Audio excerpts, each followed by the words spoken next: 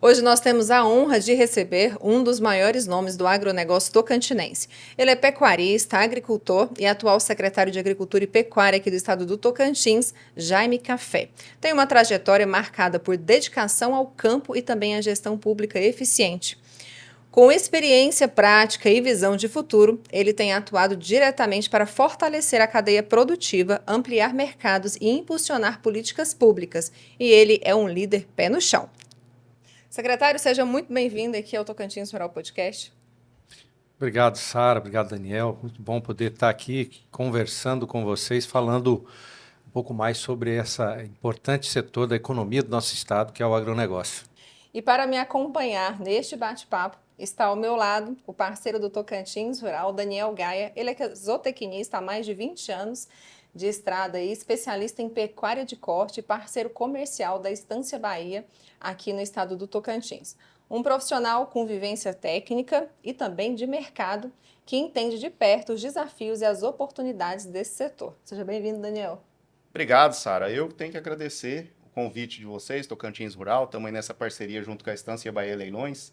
Tocantins Rural aqui no podcast, a Estância Bahia Leilões do EBcast. Estamos juntos aí e é uma honra a gente ter o nosso secretário, Jaime Café, nesse podcast com a gente, né? Vamos juntos aí. Vamos juntos.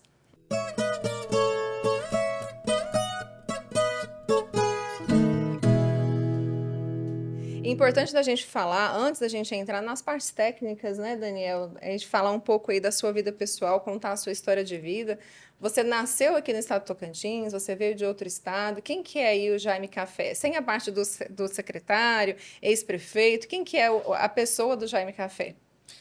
Bom, Sara, eu tive a satisfação de nascer numa família de agricultores, né? Eu nasci no interior do Paraná, ainda na década de 80. Meu pai tomou a feliz decisão de vir para o então norte de Goiás. Eu faço parte aí daquela leva de famílias que fizeram a primeira revolução agrária no Brasil, né? A reforma agrária que deu certo. Abriu a picada. Na época do Plântico João Garante, né? Que a gente vinha para desbravar essa região norte do Brasil. E, na ocasião, com muitas dificuldades, mas com muita esperança, né? E meu pai teve uma visão de futuro muito importante. E a gente se estabeleceu aqui na região de Pium, Cristalândia, e logo depois a gente foi se formando, né? Tendo a oportunidade de poder... Quando seu pai veio para cá, já foi para criar gado? Foi ele vinha mexer com arroz e gado, né? E a gente teve a oportunidade de ir para a Lagoa da Confusão, né? Foi um dos primeiros produtores de arroz naquelas várzeas da Lagoa da Confusão, junto com a minha família, com meus irmãos. E foi com toda certeza a coisa mais acertada que meu pai poderia ter feito naquela época, foi trazer nós aqui para o norte. E de onde que ele teve esse start? Tá lá no Paraná, falou, rapaz, vou lá para o norte goiano. Por que ele escolheu? O Brasil tão grande. Qual foi a visão de futuro que você acha que ele teve, secretário? Meu pai sempre teve vontade de sair do Paraná, né? O Paraná é um estado muito bom, mas nós, família de 5 irmãos, tudo mais difícil de poder ampliar seus negócios, né?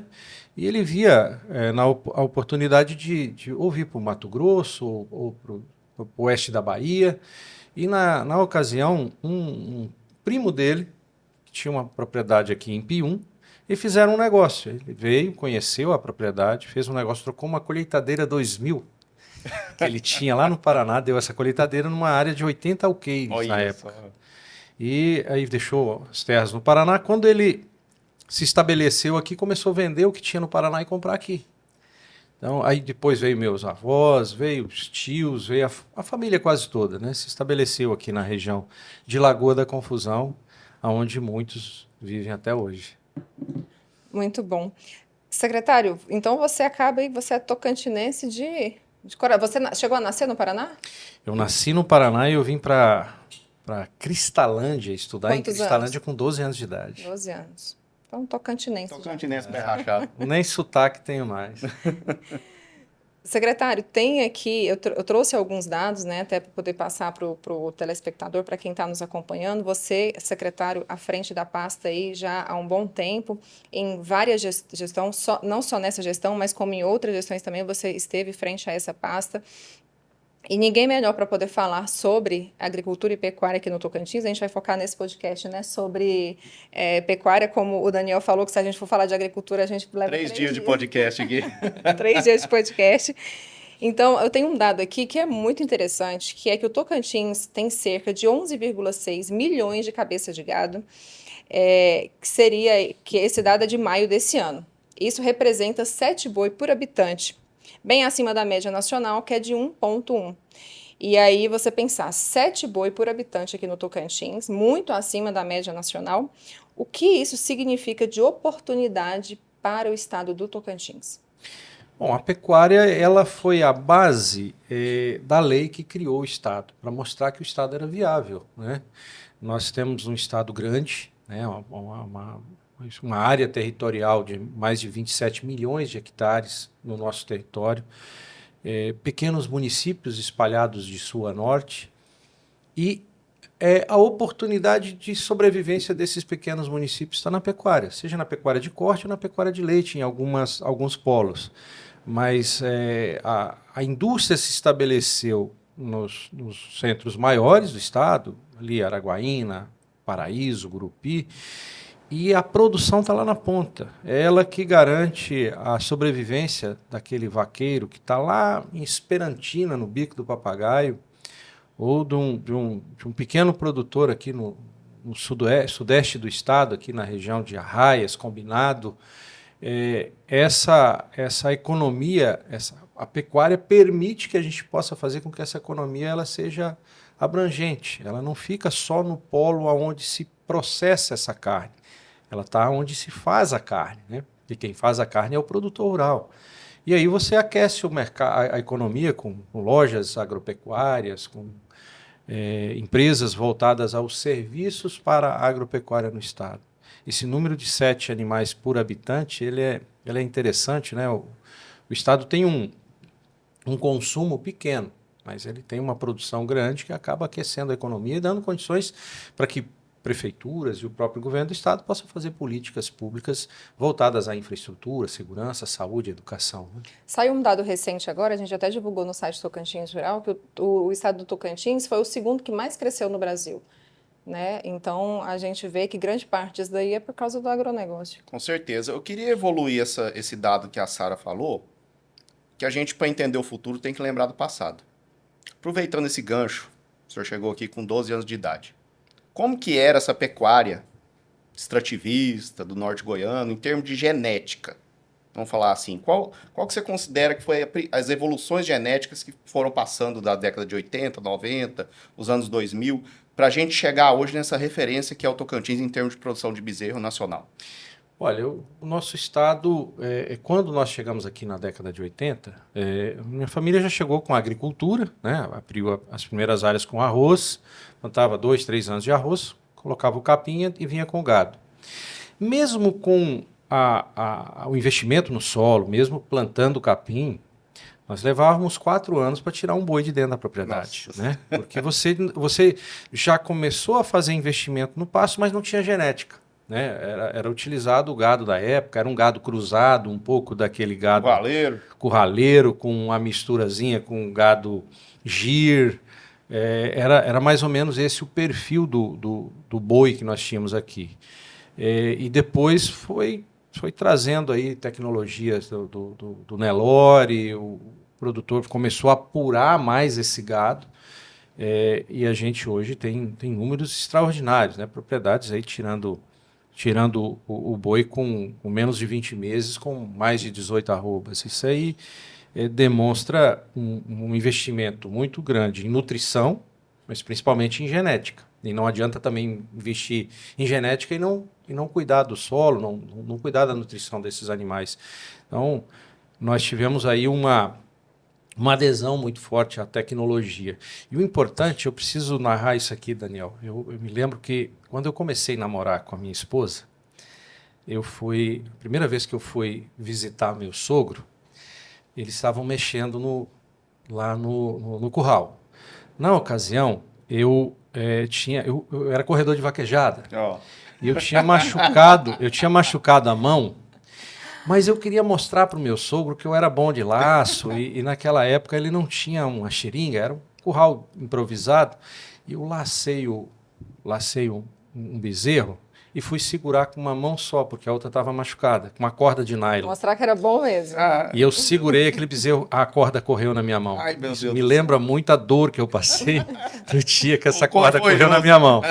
Mas o que mais me marcou foi eu ver a qualidade do rebanho. Era um rebanho de vacas bem, com pouca estrutura, touro. Eu observei. Ele naquele ano tinha comprado 3 touros registrados. Passado esse tempo, ocorreu uma situação fatal. Meu sogro faleceu num acidente na fazenda, um choque, ele e meu cunhado. E me chamaram para ajudar a separar esses animais, né? Contar os animais. Vem a parte do espólio da família. E o que eu observei ali? Um gadão, coisa mais linda. Isso uns 20 anos depois. Porque ele investiu em genética. Touro. Ele não era de comprar gado, não, mas ele ia colocando touro novo, renovando os touros. E aquele gado se transformou. Isso foi uma consciência que ele adquiriu de que ele precisava colocar touro bom. Genética, investimento em genética. A gente brinca muito lá, secretário, na Estância Bahia, que tem duas coisas. Uma, o investimento em genética é o mais barato que existe na fazenda. E o segundo é o ganho em progressão geométrica que a genética proporciona para a fazenda. Que a fêmea vai ficando, vai melhorando, todas essas coisas, né? Principalmente isso, né? A habilidade materna, enfim, tudo isso melhora bastante. E a gente pode dizer que o Tocantins hoje exporta para outros países a genética que tem aqui. Prova disso foi a prova realizada de ganho de peso agora pela Nelore Tocantins, né? Que você estava lá. Inclusive, a Estância Bahia realizou o leilão. Nossa, que leilãozaço. Só máquina. O pessoal investe bem.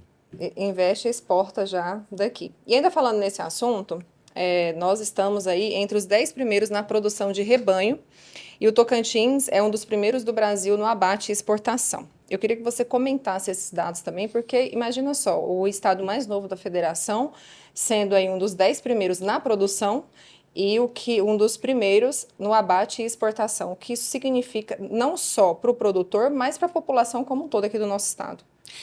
Bom, o Estado ele tem uma política muito sadia para a indústria, né? A gente tem aqui o Proindústria que viabiliza esses investimentos, haja vista que nós temos empresas de grande porte na região norte, em Araguaína, como Minerva, Masterboi, a gente tem aqui o Plena aqui no centro, aqui em Paraíso, já a Cooperfrigo mais ao sul do estado, aqui em Gurupi, e tantas outras plantas importantes que fazem essa exportação, podendo processar esse animal que a gente falou, esse animal fruto aí de um cuidado do produtor em fazer genética, em trazer touro registrado, em colocar no seu rebanho qualidade de genética, né?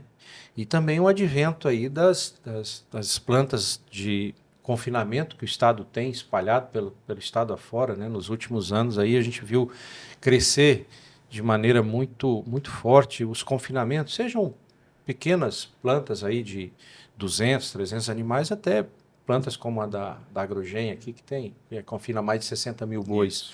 Então isso viabilizou essas estruturas. E eu preciso dizer para vocês, nós recebemos sempre investidores falando em construir mais estruturas, em botar mais frigoríficos, podendo aproveitar esse momento importante aí da pecuária do Estado. A nossa logística também favorece bastante, né, secretário? Fato, a gente está no centro do Brasil, né? Se você analisar bem o mercado que a gente tem no entorno, fora as oportunidades de exportação e o que se aproxima para o Tocantins, essa visão que o empresário está tendo, ela é muito forte. Você tem aí uma ferrovia cortando o estado de norte a sul, se aproxima aí a oportunidade de ter vagões refrigerados para poder tirar esse boi, assim como está saindo a soja, o milho, via ferrovia, vai facilitar demais essa logística, né? Então, a gente ter a oportunidade de tirar aqui por Itaqui, ou mesmo por Bacarena, aqui mais no Pará, você está muito mais próximo aí de passar pelo pelo estreito aqui mais ao norte do hemisfério, tudo isso vai facilitar demais essa nossa competitividade, vai melhorar a nossa competitividade de preço, para que esse produtor ele possa cada vez produzir mais, melhor, aumentando aí as nossas estruturas de processamento. Ainda falando em exportação, o Tocantins exporta aí para a China, Estados Unidos, Emirados, Vietnã, Japão. E de que forma que essas fronteiras e as novas que serão abertas traz oportunidades aqui para os tocantinenses? E daqui a pouquinho a gente vai falar com relação aos Estados Unidos de forma específica.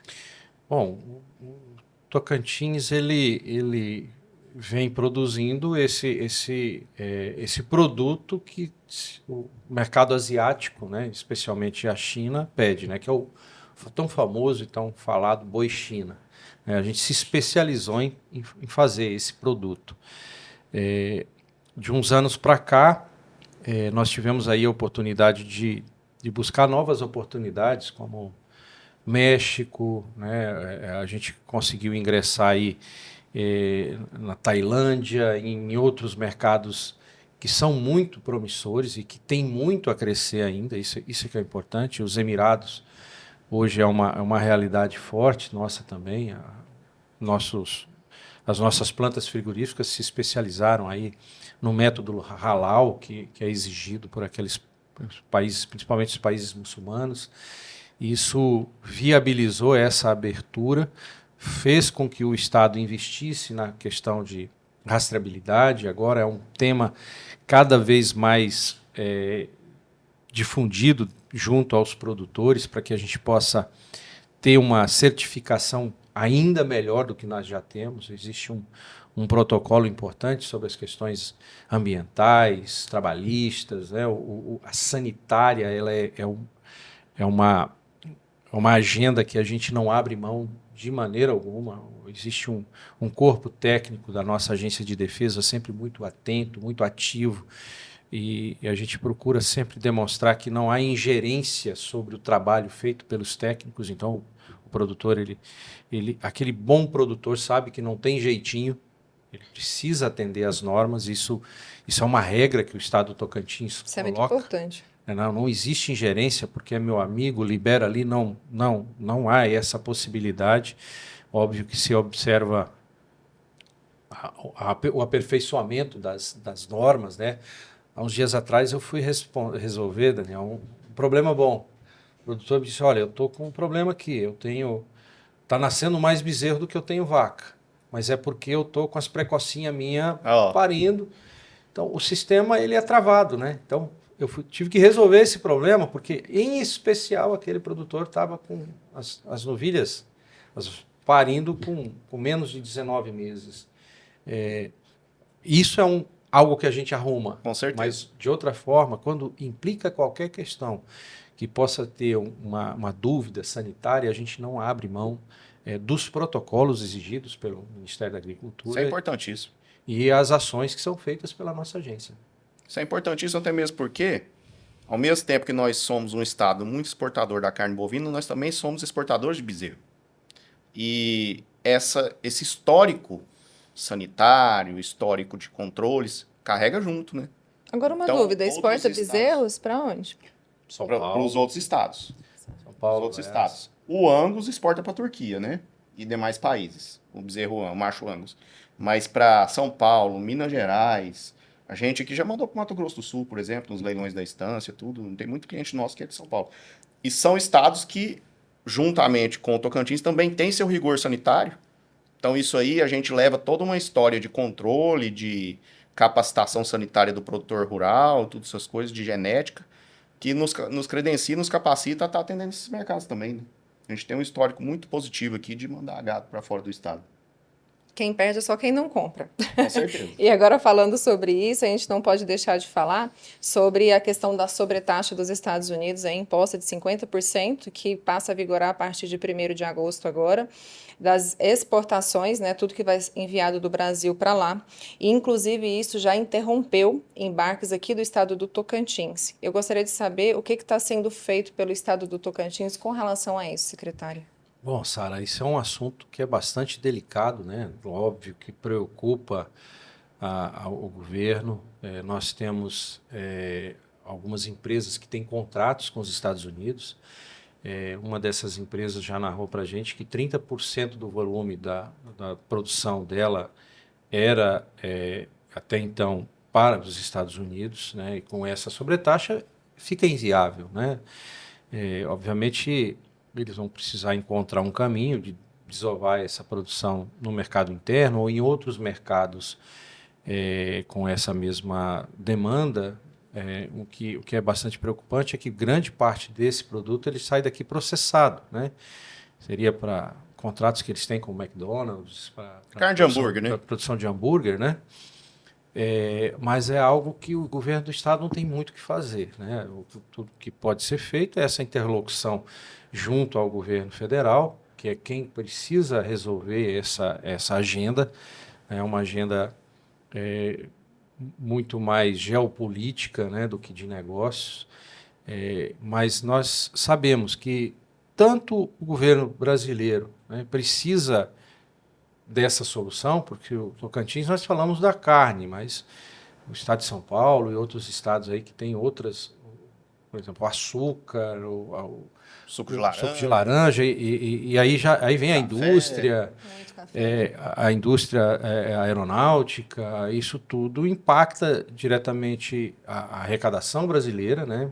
Especialmente esses outros estados que têm uma indústria mais forte, mas também o povo americano, que era até então é consumidor desse produto, um produto de qualidade, que eles vão ficar nesse período aí sem a oferta, né? Isso vai encarecer o custo deles e tudo. Eu imagino que a pressão, algumas semanas, alguns meses, deva resolver essa pendência aí, né? Acredito muito na habilidade dos interlocutores que foram colocados à disposição para tentar resolver essa relia, né, como a gente chama aqui no Tocantins, para que a gente possa voltar à normalidade e tanto a indústria quanto o produtor possa dormir mais tranquilo. Na pior das hipóteses, isso não tendo solução, existe a possibilidade do Tocantins falar assim, não, então agora a gente vai fazer essa exportação para outros países, como a gente citou vários aqui, né, que já abriu o mercado, outros que estão abrindo o mercado, e fazer essas novas negociações a curto prazo? Olha, abrir novos mercados não é um negócio que você faz no estalar de Não, dedos, sim. como uma canetada que o presidente deu lá, dizendo do Sim. dia para a noite 50% sobre taxa.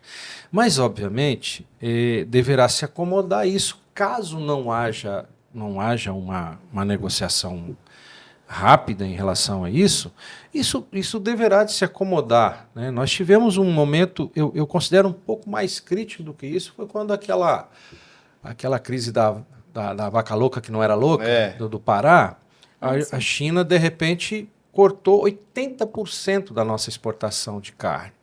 E precisou se acomodar a esse produto no mercado. O próprio mercado se ajusta, né? Ele vai se ajustar. Eu costumo dizer, isso é uma preocupação que o nosso produtor, ele precisa cuidar de ser eficiente, trabalhar lá dentro da sua propriedade e esperar que as autoridades elas tomem tomem tenência, né? Eles consigam resolver esse problema de uma maneira diplomática, como o Brasil sempre foi, né? Não é um país de briga, não é um país de ficar com contenda com outros estados. E a gente precisa, obviamente, focar naquilo que está fazendo, né? Ser prudente, ver o momento, saber que não é a hora, talvez, de fazer algum investimento Momento arriscado. de parcimônia, né, secretário? Justo. Parcimônia, paciência.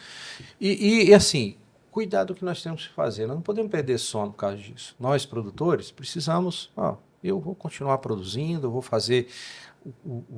zelar aqui pela qualidade do animal que eu vou colocar à disposição de quem precisa, e isso vai se acomodar. Não tenho dúvida que daqui para setembro a gente já tem aí um horizonte muito melhor do que o que a gente vive hoje, esses anúncios e essa situação toda que está gerando aí entre Estados Unidos e Brasil. Se a gente for pegar em termos do que o Brasil produz no total, a exportação para os Estados Unidos, que é um com certeza é um importantíssimo mercado, mas ela não passa de 3% do produzido no total.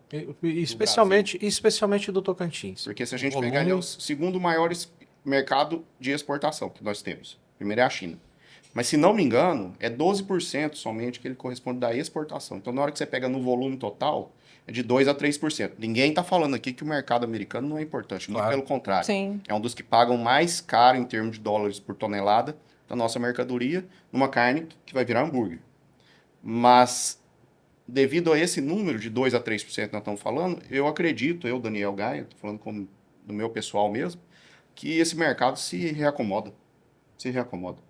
Entendi. Agora, levando em consideração que a população discutiu muito, né, a respeito disso daí, eu quero saber de vocês se é mito ou se é verdade a questão de que isso se acomodando, continuando, se caso isso, né, continue, se vai ficar mais barato o produto aqui no Brasil, é mito ou é verdade? Por exemplo, o café, o suco, a carne. Eu não acredito face aos custos. Porque se diminuir a demanda lá fora, diminuir a oferta, o pessoal vai se acomodar, ele não vai ter tanta oferta assim também não. E aí, de repente, acontece o que aconteceu nesse ciclo pecuário, o que pode ser mais danoso ainda para a população. Imagina, não tem, vamos vender as nossas fêmeas, que já teve uma redução muito grande, então eu vou vender fêmea, né? Eu vou diminuir rebanho. Aí a picanha vai ficar muito mais cara. Não inventaram a fábrica de bezerro ainda? A picanha vai ficar muito mais cara. Então eu não consigo. Talvez no curto prazo você tenha um impacto. Tem a mesma visão. Entendi. Mas lá na frente, daqui 1 ano e meio, 2 anos, o prejuízo é muito maior para o consumidor. Porque aí eu piso no freio. Eu ia plantar 1.000 hectares de milho, eu vou plantar 300. Eu ia estruturar aqui para ter 1.000 matrizes parindo, eu vou vender 500 matrizes, vou ter só 500. Isso é muito danoso para a economia. Não dá para enxergar dessa forma, é um prejuízo, é danoso para a economia, mas principalmente danoso para o futuro do país, né? Se a gente promover algo dessa natureza. Certo. Agora, ouvi a opinião de vocês aqui, enquanto vocês que são, né, produtores rurais aqui no estado do Tocantins, pecuaristas, vocês vão deixar de investir por causa disso? Eu tenho a intenção de ser produtor rural e pecuarista, ainda não sou.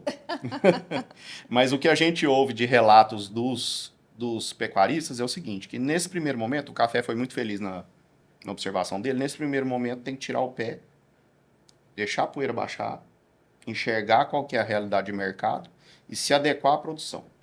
Que a produtividade está diretamente ligada à tecnologia, isso aí é indiscutível. Aquele produtor rural que não usa da tecnologia, seja ela na cria, na recria ou na engorda, o tempo hoje, o custo do dinheiro hoje é muito caro.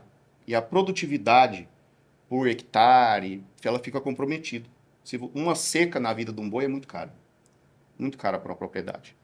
Então, o que eu acredito é, nesse primeiro momento, uma readequação, mas que vão continuar investindo. Então, a gente vê os produtores precavidos, mais otimistas, mas querendo investir na atividade. Eu tenho essa visão do Daniel e eu vou um pouco mais além. Se eu precisar fazer um planejamento hoje, meu planejamento não vai ser em trocar aquele capim que está mais ou menos lá, eu não vou meter o gradão lá, jogar calcário, fosfato, colocar um capim novo, para mim colocar ele para me produzir 3,5, 4 animais por hectare. Não, eu posso no máximo jogar um calcário lá, às vezes dar uma mexida na terra e dar uma melhoradinha, mas não fazendo um investimento maior, porque eu sei que talvez eu não possa ter o resultado disso a curto prazo. Então, eu prefiro... eu vou fazer o dever de casa. Eu não vou deixar, obviamente, não vou trocar o meu touro registrado por um cara branca. Eu não vou fazer isso, não. Isso é prejuízo, né? Esse investimento, até porque o boi registrado também caiu o preço. O investimento em genética, de maneira geral, ele não pode parar hora nenhuma. Porque, eu falei no começo, você tem um ganho de progressão genética muito forte. Se você interrompe isso, você tem um déficit por 10 anos dentro da propriedade. Até você consertar. Você estraga o rebanho. Mas eu quero agradecer imensamente. A gente deu os nossos 30 minutos aqui, o tempo passou e a gente nem viu. O que eu falei? Eu falei que ia ser pouco. Mas agradecer imensamente ao secretário, né, a disponibilidade de estar aqui conosco conversando, e agradecer também ao Daniel Gaia, à Estância Bahia, Eu que agradeço por a essa, parceria. por essa parceria. A gente está podendo discutir isso aqui, levar informação para o produtor rural e também para o consumidor, e aí a todos os tocantinenses. Muito obrigada. Sara, para a gente é uma alegria poder conversar contigo, Daniel, poder também aproveitar um pouco do conhecimento do Daniel, que tem essa parceria com a Estância Bahia, dizer que a gente é muito feliz em ter a Estância Bahia no Tocantins. Vocês são uma referência para a gente e nos ajuda bastante.